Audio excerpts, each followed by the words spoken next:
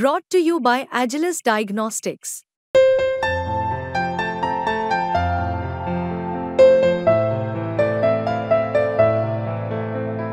Agilus Diagnostics. आता तो विषय मीडियातून बोलायचा नाहीये ना. एवढा मोठा समाजाचा विषय, एवढं मोठं सरकार ते शंभूराजे साहेब चालवतात. तर मीडियातून खेळायची गोष्ट थोडी आहे. मी इकडून बोलायचं, त्यांनी तिकडून बोलायचं. त्यांनी समोर येऊन चर्चा केली पाहिजे ना. हे काय मीडियातून खेळायचा विषय थोडा, इतका लहान विषय आहे का मराठा आरक्षण? त्यांनी समोर येऊन बोलायला पाहिजे. वा, खरंच कौतुक मुख्यमंत्र्याचं.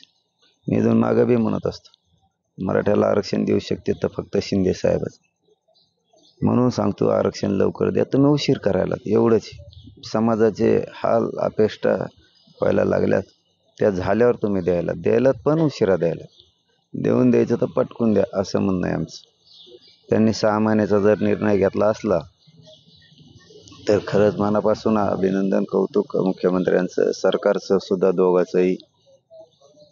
फक्त त्याबरोबर 6 महिने व्हॅलिडिटीची वाढ देत असताना EWS, SCBC आणि कुणबी म्हणजे OBC तिन्ही ऑप्शन खुले ठेवा, ही एक विनंती.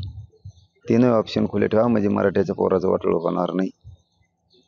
आणि 6 महिन्याची व्हॅलिडिटीची त्यांना मुदत वाढ द्या.